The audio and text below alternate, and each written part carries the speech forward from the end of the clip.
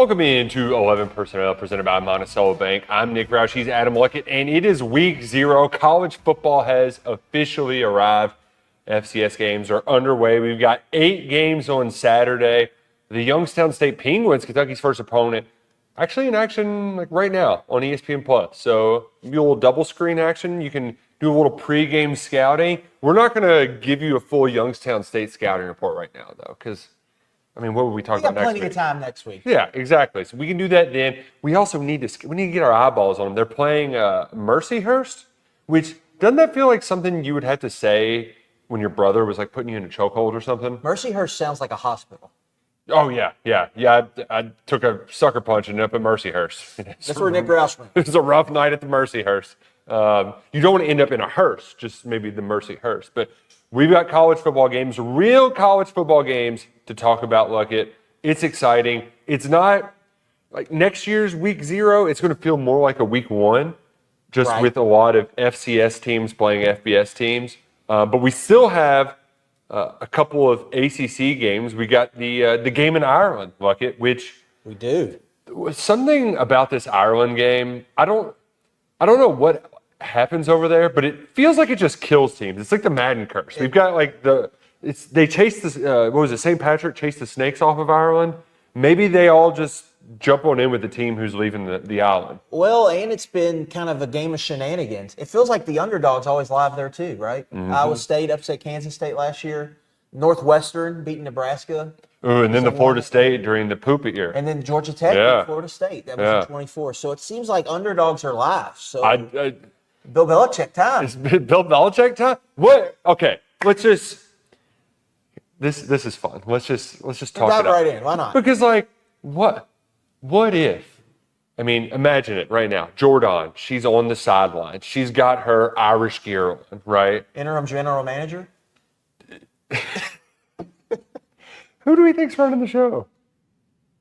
I mean, the people are asking. But you're seeing all those visuals on the sideline. But meanwhile, what if North Carolina? I mean, they can't be worse than they were last year, right? It's not right. Well, they didn't really use the portal, Nick Roush. Here's another angle with North Carolina. Let's just stop there. Bobby Petrino is the Grim Reaper. A&M, Jimbo gets fired. Arkansas, Sam Pittman gets fired. He at least got 2 years with Sam Pittman, though. That was the second season that Pittman got fired. Yeah, it counts the same. Did he get 2 seasons with them? Yeah, he had 1 year. And then it was like 4 games into the season they fired Pittman and made it in Petrino the interim. So is he the? Maybe Petrino's calling the shots. Who knows?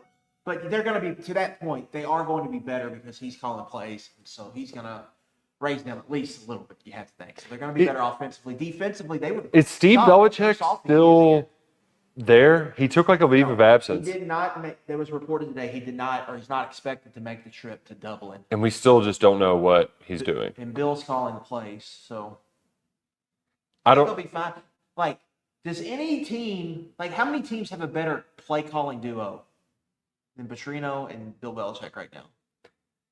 I mean, from a purely play calling perspective, play calling, game planning, that's one of the best in the country. It's got to be. I mean, it depends on your thoughts on Blake Baker, but that's a pretty good one. Charlie Weiss Jr., Lane Kiffin, Blake Baker. I liked him a lot at Missouri last year. Things were a little, but you're right. Like from a purely these guys, no ball. You're taking them over pretty much anyone else. All things are even, right? Yeah, exactly. So I guess we're gonna share a mic for a second, Luckett. Why not? I don't know what's going on. We're kind of shooting from the hip. There's a lot of things happening right now. In addition to our week 0 preview, we've got more stuff happening later on in the day. We had a lot of stuff happening earlier in the day. Classes started on campus, and if you are trying to park at the University of Kentucky, you're making a mistake. It's a nightmare over there. So there's a lot going on. Things are a little crazy. One of the mics went out for a second. Oh, we lost a microphone. Oh, we are getting it fixed? Okay. Well, Pete's fixing it. He's Bob the Builder over there. You ever that was before that was after your time. That was a little after. I think my younger siblings watch Bob the Builder, so I know I can hear the song in my head. Yeah. Most annoying kid song maybe ever. It's up there. I'm trying to think what else would be. All Cocoa Melon. Cocoa Melon's not allowed in the Roush My house. wife despises Cocoa Melon. Yeah, it's not good, Bob. Not great, Bob. But okay, let's say North Carolina does figure it out. This still feels like a game where they should be pretty overmatched against TCU. If you watch our win total show on Wednesday, then you know that we're all in on the Horned Frogs. But if you look at that number on the Polymarket app, it's what, 8.5, 8 in favor of TCU. So that's a little juicy, a little spicy meatball to get the year going. That's going to be a noon kickoff, breaking in a new quarterback. Meanwhile, TCU, look at the hijinks down there. There's a lot going on with old Sonny Dykes' program.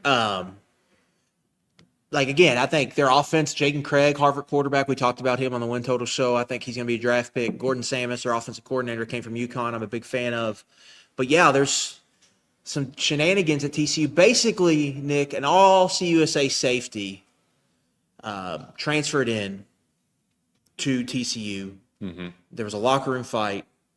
A receiver on TCU's team basically, I guess, got beat up, and there was an assault charge. And safety gets kicked off the team. Yes, and is charged with assault. And is charged with assault. The local newspaper reported it. Fort Worth Telegram. Yeah, the Fort Worth Star Telegram. They had a great story on Shiash Pete whenever he made his big deal. Basically, they've been banned from. Their credential has been revoked. And they're the only people who regularly cover the TCU football program. Like that, there's a 24/7 site and then this Fort Worth newspaper, and that's it. And Sonny Dykes canceled all of his media appearances and said, "Nope, we're not doing it." And the funny thing is, it's a little bit of doth protest too much, because let's be real. If TCU loses a transfer safety, he's kicked off the team for a team fight. Do we really give a damn? Are we talking about it? Is anybody talking about it? I mean, it's maybe a quick little blurb, but that's people get kicked off the team all the time, right? Texas has had is it 3 guys now? The linebacker, who else? There was 2 other guys. That might have been a different school, but this is because A&M kicked 2 people off today. That's what it was. Elko confirmed that they're no longer with the program for personal reasons. But this is the time of year where guys are getting kicked off teams. Blah blah blah blah blah. Sonny Dykes banning the only people that cover him, it just pissed off the whole media world, and it's got it's the Streisand effect, really. So going into this week 0 game, they're the only team in that now. The credential being revoked, that's going to be on the ESPN broadcast, right? I mean, it's a big story. It'd be a much bigger story if everything else wasn't going on in college athletics right now. Yeah. But it is a big. It just kind of head scratching that's happening. My bigger surprise, Nick, and I guess it just goes to show you how much bigger some schools' footprints are than others, that only one big-time media entity, per se, Yeah. I guess 2 if you count the 247 site, covers TCU. TCU's a power conference program that has played in a national championship game. That's great. And it's not like they are. They have a lot of money, watch Landman. Well, they're also not in just a random. It's not like they're in Denton, North Texas. This is Dallas Fort Worth. See, I think that almost makes it make more sense to me, because There's so much going on. What are they if you're going to rank by importance or by daily impressions or whatever? Where does Cowboys, TCU rank? Texas. Yeah.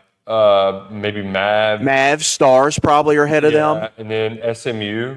SMU's probably, maybe, are they? That's a good question. I don't know. Yeah, it depends on, the demo. But, okay, so maybe that has something to do with it. But it still is just crazy that this is happening in 2026. So that is one other sort of cloud hovering over them as they go into this game. Will it affect TCU's play? I don't think so. However, if we get the classic Irish weather, that might bog things down, might slow things down, could turn into a slobber knocker. Could be, maybe a little underworthy, perhaps. So I love a good under. A whole early season. We'll be looking at them. We'll be looking at them throughout the week, and really get into it next week when we start getting out picks. If you haven't, season win total episode went up yesterday on the channel. My column with 10 picks is up at KSR Plus, so definitely go ahead and check that out if you're looking for Fall camp those win sale, totals. 75% off. Check it out now. USC is the only ranked team in action. They host San Jose State. They were a big favorite in that game. But the other game is an ACC, a conference game, opening the season, starting with a league game. I really can't remember ever a time where you started with a conference game. Maybe there was a year where the ACC, when they added all those teams, they wanted to keep people around, so they were playing non-conference conference games. This is just weird because the game was originally supposed to be in Brazil, but now NC State is traveling to Virginia to play Tony Elliott's Who's. NC State, 4.5-point dog. Do you trust Tony Elliott's team more year after year or Dave Doran? Yeah, I've got a total of 53.5, 4.5 point line here. To me, Nick, this is kind of a like an ACC championship game elimination game. In week one. Neither of these teams, I do not believe, play Miami or Clemson. That helps. Okay, so both of them have a path here. Both of them have recent success to pull up from. Doran's been Mr. Consistent, Mr. 7-8 wins in ACC. Virginia has that big year last year. Virginia went big in the portal again. NC State got C.J. Bailey, a quarterback back who has a chance to become a first-round draft pick, I believe. I think he's probably more second round right now, but a big year he might get into that first round. So an interesting kind of two teams and two fan bases that are trying to feel like they can punch up a little bit this year. Doran had those interesting comments at ACC Media Days, was basically like, I'm sick of mediocre, pretty much sick of being in the middle. I want to win 10. That's a big talking point there. They've never won, they've never gone 10-2, or they've never won 10 games. Or it's been a long time since they won 10. So that's going on there. And then Virginia's trying to prove last year wasn't a one-off. So they did the whole portal thing again. Bo Pribula is their quarterback who co-played at Missouri last year. So a lot of new on both sides. So to me, it's very much a game in week 5 no one would really care about. Mm-hmm. But week 0, it's the perfect week 0 game. Yeah. Because whoever wins this, they're going to be feeling like, oh my, we got a path from 9-3, 10-2 here. Whoever loses this is going to be like, we missed our opportunity. We missed our chance again. So fascinating game. I'm glad they moved it to Charlottesville, and Virginia announced sold out. So nice. It was a game that moved recently. So we're going to get like a real atmosphere for this game. Should be a fun one. I've never been to UVA's campus in Charlottesville. I've heard great things about it. And there's something about the stadium there that looks, I don't know. It looks like something like a stadium that when my parents were in college. I don't know, because it's not look modern. Right, because it's like a grassy hill on the side. Like, it's not this big colossal farm. I'm pretty sure it's like on campus. I get vibes from Duke Stadium too when I watch them play. Yeah. It doesn't feel like it's on top. It feels like it's two sides, like almost like I don't want to call it a high school stadium, but it feels like that high school design. Right. Just like two sides. They're not real close to the field. A little more dumpy, but this has like a nice, like, I don't know, there's something that's just got a little charm to it. That field storm, we were talking about it yesterday, was an all-time field storm. I don't think they would storm the field if they knocked off the Wolfpack here in week 0, but should be a fun game. And Bucket, you said either team wins this game, they're thinking, well, hell, we can go to the ACC championship game. My question for you, though, Adam Luckett, how do you get to the ACC championship game? This is going to be a huge storyline all year, and I don't think most people realize how, bonkers this situation is. Okay, Clemson plays 8 ACC games. They play LSU and South Carolina in the non-con. Okay. Louisville plays 8 ACC games, right? They play Ole Miss week 1 and then Kentucky to end the year. But some teams do not. So NC State, Nick, they play Richmond, their FCS game. Rich what? They go to Vanderbilt week 3, which is a very interesting game to me. Yeah. And then App State at home week 4. Every other game is an ACC game. So they play 9 ACC games. So you've got this group of team that plays 9 ACC games, and then you've got this group of teams that play 8 ACC games. So everyone knows what's going to happen, okay? Miami's probably going to be, undefeated or 1 loss. They're going to be in the championship game. And then there's going to be a three-way tie for this one spot. And the tricky thing is, there's a chance a 7-2 team, Nick, and a 7-1 team, they're going to have to go through these crazy tiebreaker scenarios. So there's still going to be the system like we do with the SEC tournament scenarios every year at KSR, where we'll go through the kind of like Kentucky beat Missouri, lost to this. There's three teams tied. This is how the that's still going to happen. But with these conferences so big, a lot of times you have to move to the next tiebreaker because you don't play everybody. And so you're going to get into some situations where it's going to be like best, the schedule with the best winning percentage, essentially, and things like that. So it's going to be absolutely bonkers, potentially, this tiebreaker scenario in the ACC, because they cannot play the same amount of games. They have 17 teams. My favorite part. The math does not allow you to do that. Okay. This is just, you heard how stupid that sounded from Luckett. Not you stupid. What? I'm used to it. It's fine. Right. But you know what? Like, that's very stupid what the ACC is doing. They created that system in response to the stupid system they had a year ago where Duke ended up winning their league with a 7-5 regular season. Like 1-3 in the non-con, I believe. 1-3 in the non-con, 6-2 in ACC play, and that's it. Three-way tie, 6-2. They got to the ACC championship. Their way of trying to fix their stupidity was by making teams play more ACC games, but not the equal amount of games because they have 17 teams. Like, they have created a system that is somehow dumber than the last system, the one that got them a 7-5 championship team.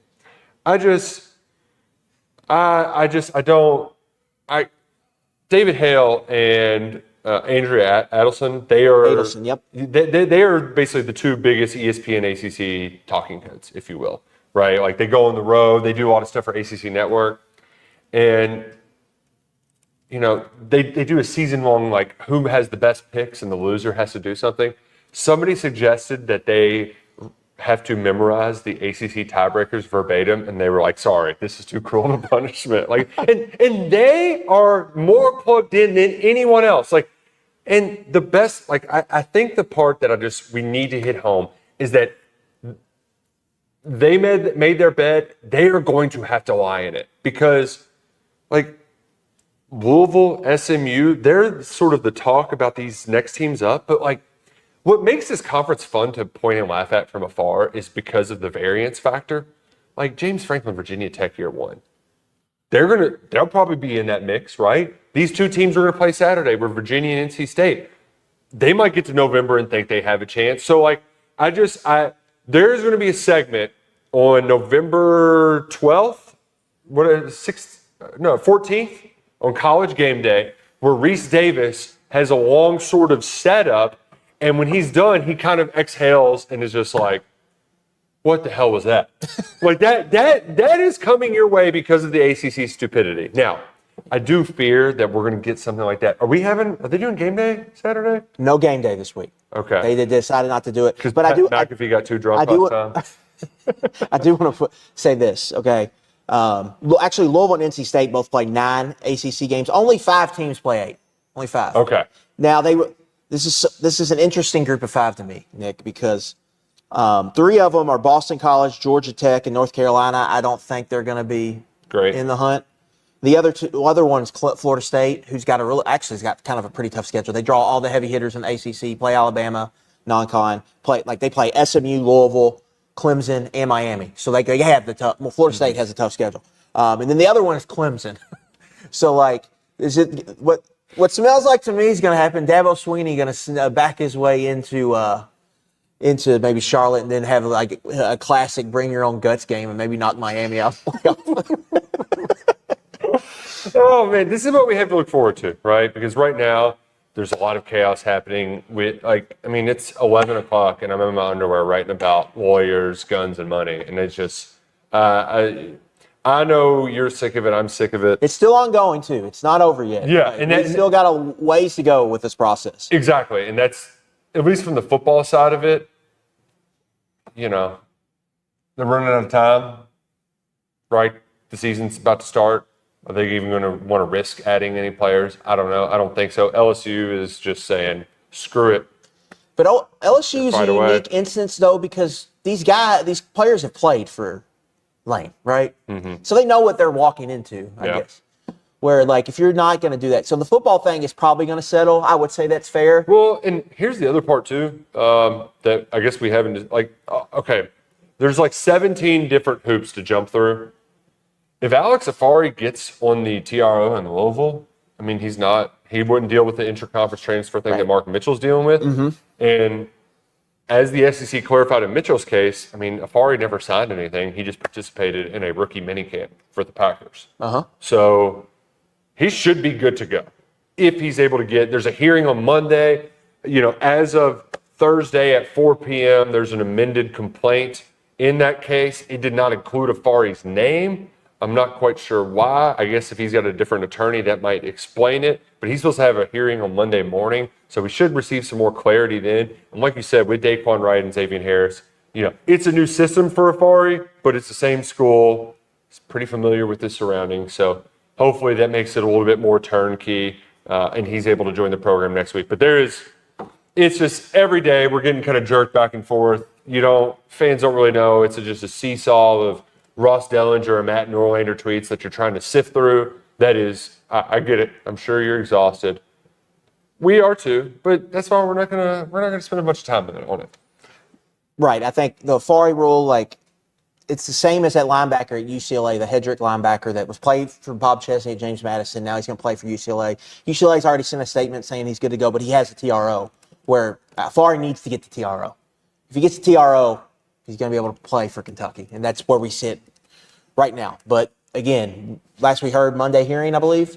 So we might have to wait till Monday. And again, I think if they get him on the roster this week, I would say the first couple weeks, don't expect a ton. No, I wouldn't expect a ton. But do you know what you can do, like it? You can go to lgne-ku/cashback. Go do that, because you're already pumping heat. No, you're not pumping heat in your house right now. You're pumping the cold air into your house. And if you're going to get some new energy efficient appliances, new thermostat, something like that, you can get cash back. That's right. Saving energy can be good for your home and your wallet with rebates from LG&E and KU. Upgrade to qualify energy efficient equipment. It can pay off even more. Hot water heaters too. It ranges from $250 to $1,650 on equipment from central air conditioners, natural gas furnaces, heat pump, water heaters, and much more. Learn more about the residential rebates program by visiting lgne-ku/cashback. lgne-ku/cashback. Upgrade your home, save energy, and get rewarded with LG&E and KU. Here's the other thing too, like it. If you think you might need a new heater or something, just call your HVAC guy now. Don't wait. Yeah, because if it goes out, the first time you turn on your furnace and it craps out and it's 30 degrees outside, that sucks. And you aren't the only one now. That's kind of a slow time. So get that hooked up now. We're here to talk about something very important. Punts. Today was Special Teams Day at the University of Kentucky. Okay, we just talked to the special teams coach, Parker Fleming. And it's fun. We overlook the third phase of the game too much as common fans. When you get to talking to these special teams guys, That's a world, yeah. oh man, and I think if you are that guy, the fun part about it is, unlike most areas of football, it kind of is a new frontier where you can really A lot of experimentation going on. yeah, you can tinker with a lot of stuff and try a lot of different things to try to get the smallest of edges. Except they got a new rule this year. Kirk Ferentz, not happy about it. I didn't realize this was a rule change until he called it a clown show during the Big Ten spring meetings. He was not happy about it. Yeah. But can you try to explain for the people how things will be changing this fall? And do you think fans will even notice? Because the punter, Thomas O'Hara, he was acting it's not really a big deal for me. I go out there and I kick the ball, I do not think fans will notice, but I think it's a game within a game that's going to change in a pretty big way. The things I think fans will notice is I think there's going to be some trial and error. I think you're going to see penalties early. And, Nick, I think there's a very good chance punt block numbers go up. So Interesting. Basically, what has happened is like with the rugby punting and some of the different punting variations, like basically, like when we played, Nick, it was just traditional lineup. You wind up, you got more athletic guys as offensive linemen, but you Block wind for up, 2 or 3 seconds or however you did go it down and the go. field. Well, basically, they've experimented with it and they've gotten in more spread kind of alignments and they've used shifts and motions. And basically what that has done, in my opinion, it's made like really coming after a punt kind of difficult with how you're able to move. And then you have to like match the numbers because some teams will just throw a ball out there. Like we really haven't seen it much at Kentucky because with Stoops, they really didn't dabble in this. no, it's too Outside of when they had Duffy, I would say. Yeah. Duffy is when they got pretty exotic with some of their punt stuff.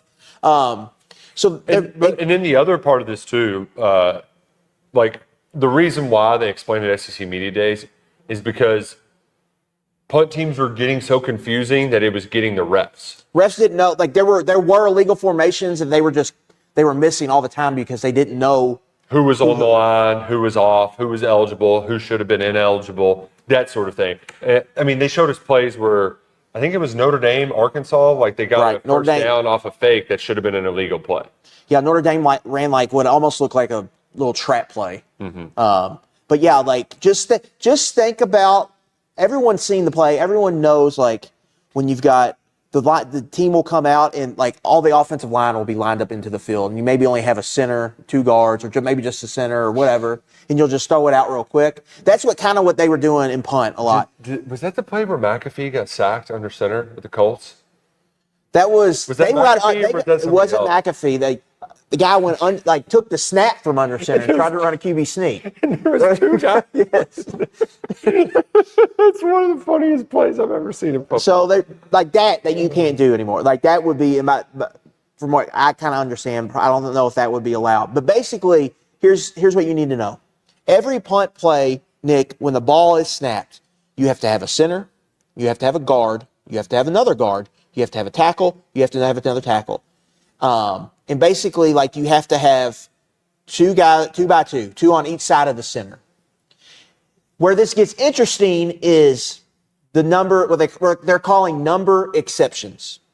So basically, let's say Grant Godfrey, number 22, Ty Bryant, number 14, Mikael Skinner, number 8, and Cyrus Reyes, backup safety, number 13. They are your 4 guys next to the center. So 2 are at guard, 2 are at tackle. If they wear their normal jerseys out there, immediately they are ruled ineligible as soon as the center touches the ball. Correct. No shit, and you can't do any shifting, you can't do any motion. No shifting. So like, unlike normal offense, they are locked in, you cannot move them at all. That's why I think more punt blocks could happen because they're going to be lined up static and they're going to know teams are going to overload one side of the line. If you want, but here's the fun part that I'm just fascinated to watch the operation. If you want to still use guys that aren't wearing fat guy numbers, right? Don't have the X on the helmet for a Little League football reference. If you want to use players like that, you still can, but instead of sticking something over their helmet, they're making them put on jerseys. Right. So like Cyrus Reyes, Mikael Skinner, Grant Godfrey, Ty Bryant, the 4 players I just named, they would have to have a number between 50 and 79. If they have a jersey number on, then normal rules apply on offense where they can shift and do different things. So I want to see the skivvy, right? Like the actual, because this has happened before. Like Juton McClain, when he was on kick coverage for Kentucky a few years ago, would put, I think, number 41 on. Because you can't have 2 players with the same number on the field. And in college football, this is where it gets really specific, you have a lot of guys with multiple numbers. Yeah. Everyone wants the single digits. Yeah. Like you look at Kentucky's roster right now, there's a bunch of guys sharing single digits. 40 single digit numbers. So, like, you've got to make sure those guys are on the field at the same time. But now with this specifically, if you're going to do that, so teams have to decide what are we going to do and what do we want to do. Like, do we want to make it confusing? Do we want to have jerseys on? Who do we want to have on punt team?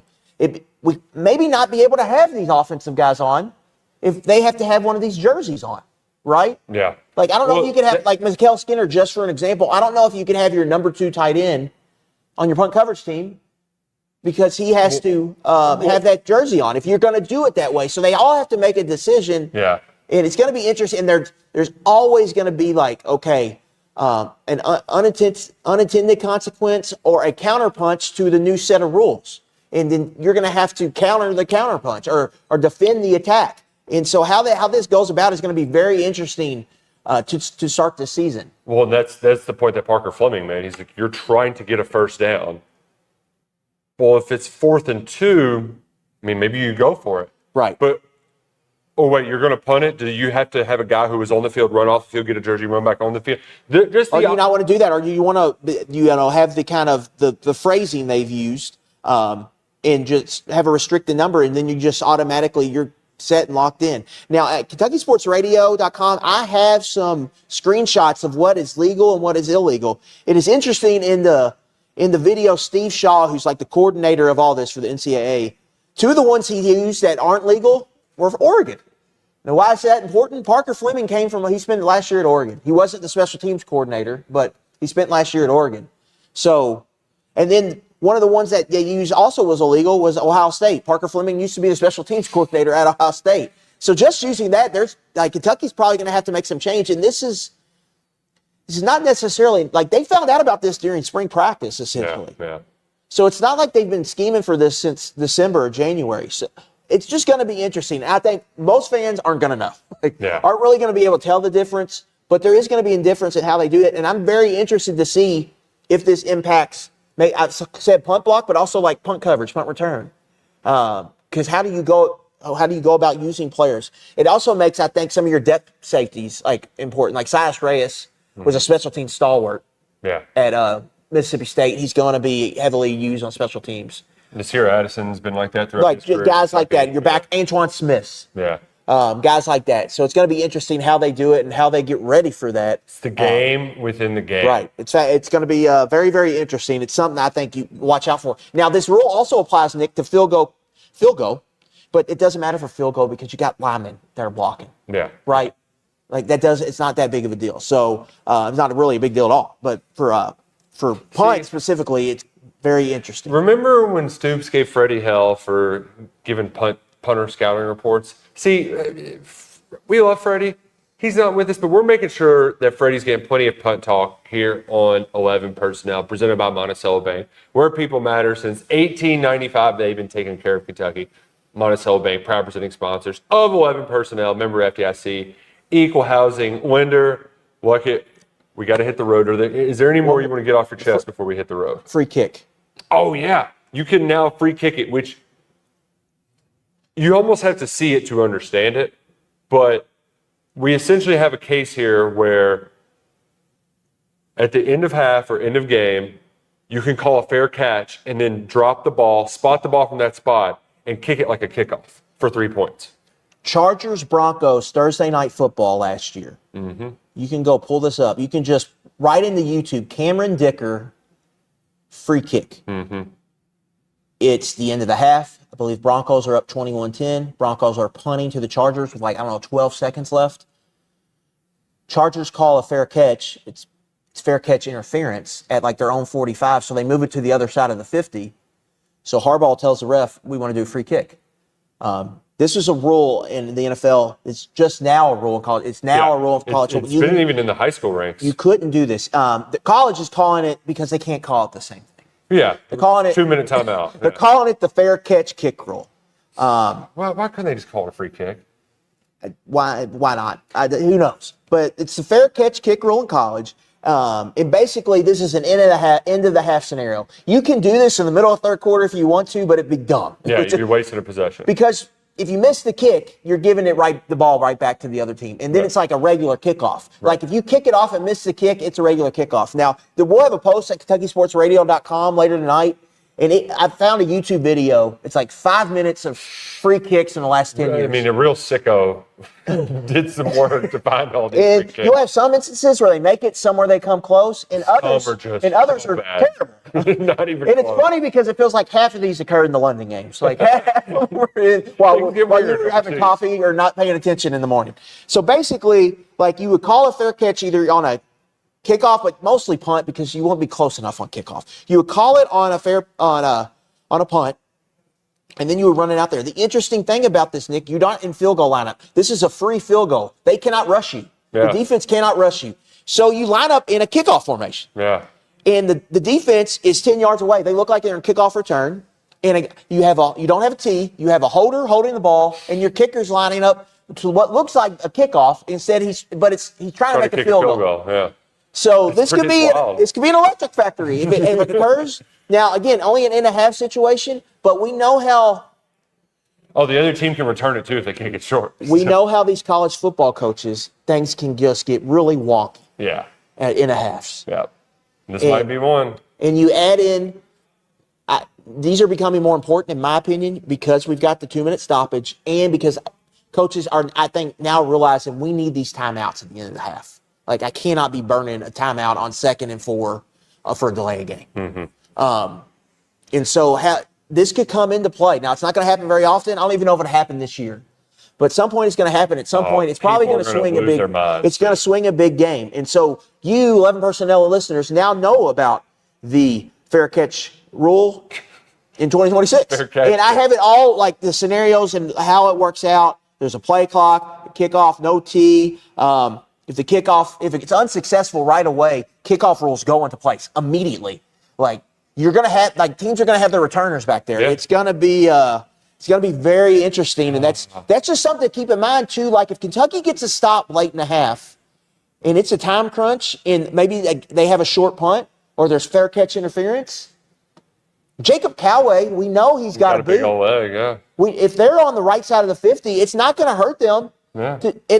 And the other thing is, like when you attempt to kick a field goal like the kick six, that's tricky because you have to have your linemen out there, and then they're not there to cover. You can have your kickoff team out there, so it's just like a regular kickoff. And the guy gets a running head start. But the upside to it is huge for the offense if time is on your side, because if you can split the pipes, it's 3 points you can steal. Man, I feel like Luckett and Parker Fleming could sit here and talk special teams all day. Well, I know it's going to, like, if it happens in the Kentucky game, I know Twitter is just going to be going crazy. I'm going to get 800 mentions because everyone's like, I don't know what this is. Let me ask Adam Luckett because he probably knows what's going on right now. Well, if you don't know, now you know. What a sport. It's going to be crazy. It's going to be chaotic. We're going to be locked in all weekend watching Week 0 college football. We've got one more episode of 11 Personnel on Friday. We appreciate you subscribing to the channel. We'll see you then. He's Adam Luckett. I'm Nick Roush. Go Cats and go Crow.